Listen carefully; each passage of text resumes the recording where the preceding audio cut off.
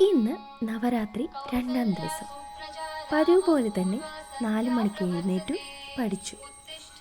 ഇന്ന് അമ്പലത്തിലെ എല്ലാ പൂജകളും ഞങ്ങളുടെ വകയായിട്ട് അങ്ങോട്ട് പോകാനുള്ള ധൃതിയിലാണ് ഞാൻ.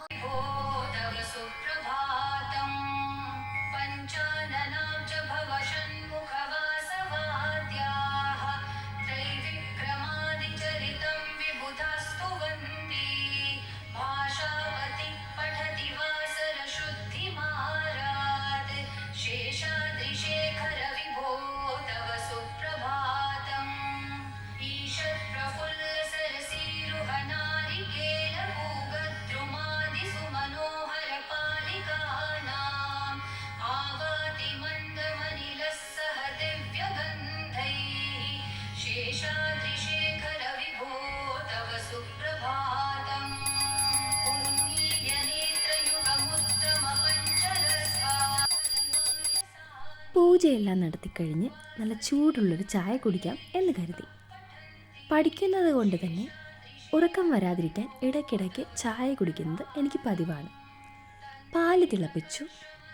ഏലക്കയും ഇഞ്ചിയും ശർക്കരയും തേയിലപ്പൊടിയും ഇട്ട് നല്ല പോലെ തിളപ്പിച്ച് ചായ ഉണ്ടാക്കി. ഓട്സ് കൊണ്ടൊരു പുട്ടുമുണ്ടാക്കി കഴിച്ച് അമ്പലത്തിലേക്ക് പുറപ്പെട്ടു. മുസ്ലിം പള്ളിക്ക് തൊട്ട് മേളിലായിട്ടാണ് ഈ അമ്പലം സ്ഥിതി ചെയ്യുന്നത്. ഇവിടുത്തെ പ്രധാന പ്രതിഷ്ഠ ഭദ്രകാളി ദേവിയാണ്. ചാമുണ്ഡി ബെട്ട എന്നാണ് ഈ അമ്പലത്തിനെ അറിയപ്പെടുന്നത്. ഒരു കുന്നിൻ മുകളിലാണ് അമ്പലം സ്ഥിതി ചെയ്യുന്നത്. ഇന്നത്തെ മഹാപൂജ ഞങ്ങളുടെ വകയായതുകൊണ്ട് തന്നെ രാവിലെ തന്നെ ഞങ്ങൾ അമ്പലത്തിലെത്തേണ്ട ആവശ്യമായിരുന്നു.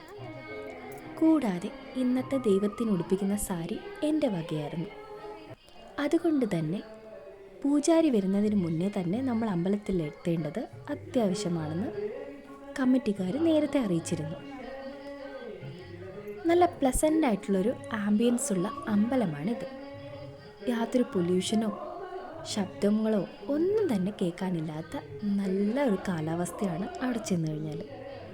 എത്ര നേരം വേണേലും ഇരിക്കാൻ പറ്റും. ഭദ്രകാളി ദേവിയുടെ ചെറിയൊരു വിഗ്രഹമാണിത്.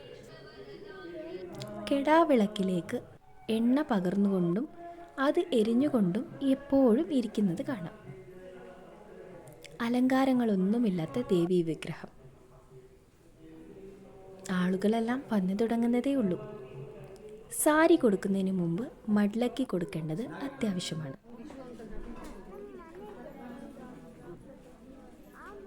പൂജ ആരംഭിച്ചു കഴിഞ്ഞു. നമ്മളൊരു കാര്യം മനസ്സിൽ വിചാരിച്ച് പ്രാർത്ഥിച്ചു കഴിഞ്ഞാൽ ദൈവത്തിൻ്റെ തലയിലിരിക്കുന്ന പൂക്കൾ വലതു ഭാഗത്തേക്ക് വീണാൽ ആ കാര്യം നടക്കും എന്നാണ് ഇവിടുത്തെ.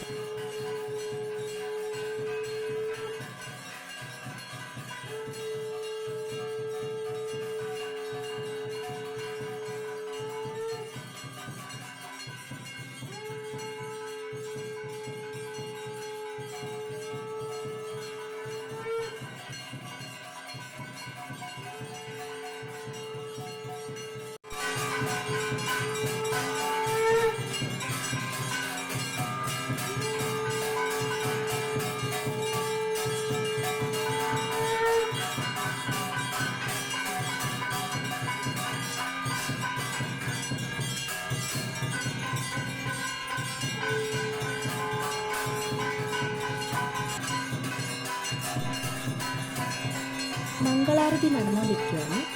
ഈ സമയത്ത് നമ്മൾ മനസ്സിൽ എന്തെങ്കിലും അയക്കുമ്പോൾ ഭഗവാന്റെ തലയിലിരിക്കുന്ന പൂ താഴേക്ക് വീഴുന്നത് കാണാനായിട്ട് സാധിക്കുന്നതാണ്.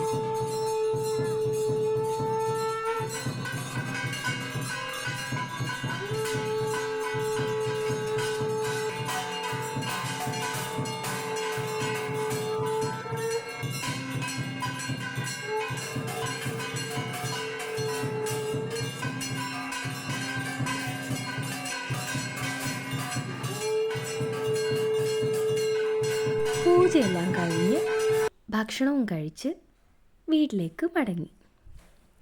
പോരും വഴിക്ക് ഉള്ളൊരമ്പലമാണ് ഇത്. ആഞ്ജനേയ സ്വാമി ദേവസ്ഥാനം. അമ്പലം അടച്ചിരിക്കുകയാണെങ്കിലും അകത്ത് പ്രവേശനമുണ്ട്.